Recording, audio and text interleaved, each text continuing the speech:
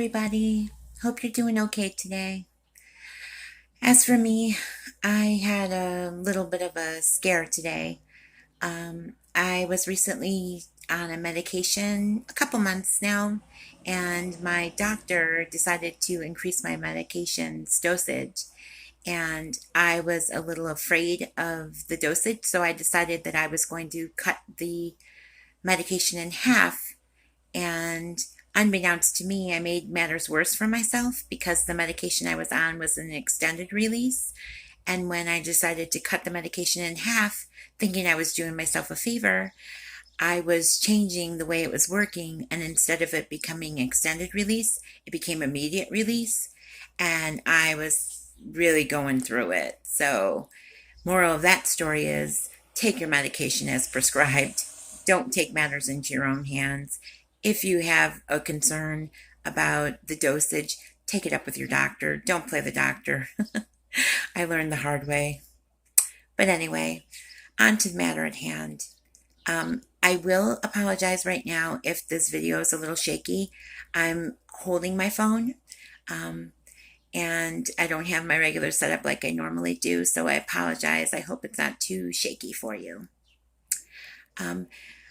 I wasn't going to originally make this video, but something happened that changed my mind and changed the trajectory of my decision to make this video. I am new to making videos, as you may know, and the response I've been getting has been really overwhelming and great. But the other day I received a comment on one of my videos, and someone had asked me if I really suffered from all the afflictions that I stated in my videos, and asked me if I was a permanent victim. Now, no hate to this person. I appreciated their candid comments, and I responded to them, and I explained my situation, and it got me thinking. It got me thinking about how sometimes things come across when you don't tell your full story, how people assume and jump to conclusions, and sometimes how people are quick to like victim shame. And so I mean no ill towards the person that left me the comment. I really appreciated them taking the time to watch my videos. And even if they thumbs downed it still meant that they took the time to come to my corner of the world. So I appreciate that. But I figured I would just address a little bit of information. The reason why I make these videos is because for years I suffered in silence. I had this inner turmoil going on in my head where I felt like I was the only person in the world going through the situations I was going in through. And of course I was wrong. And I spent a lot of time blaming myself and just not dealing with things, wishing and hoping that if I didn't think about things, things would go away. And in the reality, that's just not how things work. Things and you do in the dark have a way of coming into the light. So through the years with therapy and being honest with myself and coming on YouTube and being honest with people I don't even know, I've learned that it's best to live in my truth. The person, when I explained to them the reasons why I have some of the afflictions I have, like my bipolar, I realize is a chemical imbalance. I do know that mental illness runs in my family, so I may have been predisposed to some of those conditions, pardon me. But the main reason why I suffer from a lot of them is because I am a rape survivor. I almost said rape victim, but I don't like to think of myself as a victim. I like to think of myself as a survivor. I had the unfortunate, how can I say this? I was unfortunate enough to be raped, not once, but twice, by two different people. The first time I was raped, I was only 7 years old. And the second time, I was raped for years by a step parent. And the rape was continuous and ongoing. And I always thought of myself as cursed. I thought, who on earth would be unlucky enough to be raped by two different people in a lifetime. I realize there's lots of people out there that unfortunately share my fate. And for the longest time, I didn't want to talk about it. I like to pretend that it didn't happen to me. I like to pretend that it happened to someone else, or that it didn't happen at all. I was so young. I was only 7 years old when I was raped for the first time. I had a very hard time processing it, as you can imagine at that age. I didn't really understand what was going on. I didn't even realize what it was, but I did know at that very early age it wasn't normal. I have to change hands, I'm sorry. There we go. It took me a long time to come to terms with it, and I went through a lot of inner turmoil. I blame myself, and sadly I still do to this age, to this day. You see, I always see myself as Kelly now and little Kel. And I still think that the Kelly of today should have been able or would have been able to save little Kel. And I put a lot of that blame on myself. A lot of that is because I couldn't wrap my mind around why or how this was happening to me.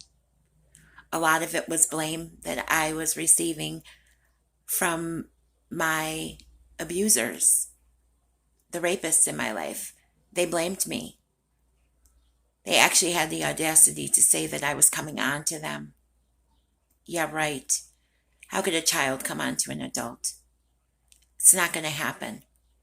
But you see, those words, they stick with you. And you start to blame yourself.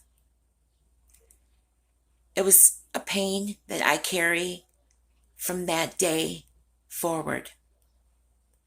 Sometimes when I think about it, it feels like it happened to someone else. Sometimes it feels like it happened a million years ago. Sometimes it feels like it happened yesterday. There's so much of it I can recall. The way it felt, the way I felt, what time of the year it was, the way the room smelled, the way the room felt. I really lost a lot of trust in a lot of people. I lost faith in my parents. I felt they were supposed to protect me, and they didn't. For a long time, I held on to that anger. Over the years, through therapy and my faith as I've grown, I've realized where to put the blame. The problem is, sometimes I regress and I end up putting the blame on myself. And I'm here to tell you that if you're going through something similar to that, don't do that to yourself. You were the victim. You didn't do anything to deserve it. I don't care what you were wearing, what kind of work you do, what kind of lifestyle you lead. No one has the right to do that to you.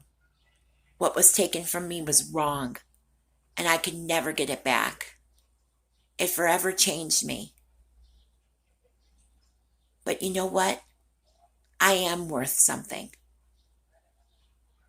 And all of these things that have happened to me have led me to where I am right now, surviving. I see it and I hear it every day. It's amazing how we talk about it now, how people are so much more open and willing to talk about their abuse. You take so much of that power back when you do that. For so many years, I suffered in silence, and I decided I wasn't going to do it anymore. I decided when I was going to make a channel, I was going to speak my truth. I was going to tell my story. And today is the day I do. It left me scarred, emotionally, physically, spiritually, for a very long time. I was mad at the world. I was disappointed in myself. I never put the blame where it belonged. I always made excuses. I always somehow found a way to blame myself, even at the age of 7. Can you imagine? Sometimes I would tell myself, Kelly, what would you say if a little 7-year-old came to you and told you what was happening to you? What would you tell them? Would you blame them? The answer's so simple when I ask that question to myself. Of course I wouldn't blame them. But then the question became, why is it so hard to let myself forgive myself? I was groomed. That's the answer.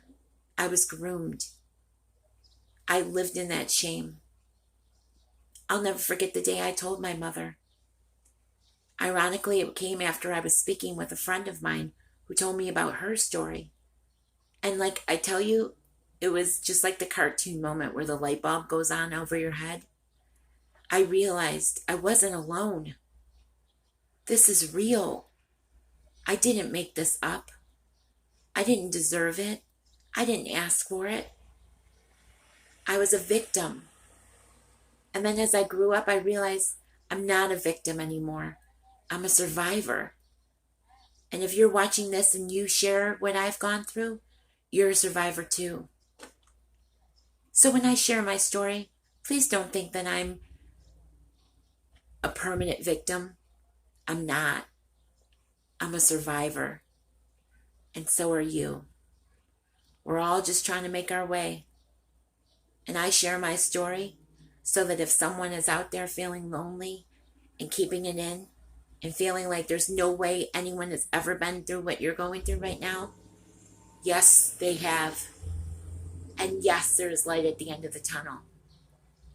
I can't take the credit for myself. I give credit to the higher power. There's no question in my heart about belief in a higher power. I'm living proof. You see, I wouldn't be here if it weren't for that. That's all I really have to say right now. It's all really pretty emotional, so I'm going to kind of stop it right here. I hope it doesn't trigger anyone. I think this is a conversation I'm definitely going to come back to. I don't want to just leave it up in the air. I want to say I'm okay now. I'm in therapy. I'm talking about it. I'm working through it. I know that even on my bad days, I put the blame where it belongs. On the victimizers, not me. Put the blame where it belongs. On the person that hurt you, not you. Thank you so much for watching. I wish you all the best. I'm sorry I missed you guys yesterday. I just wasn't feeling very well. Until we talk again, you take care. Ciao for now.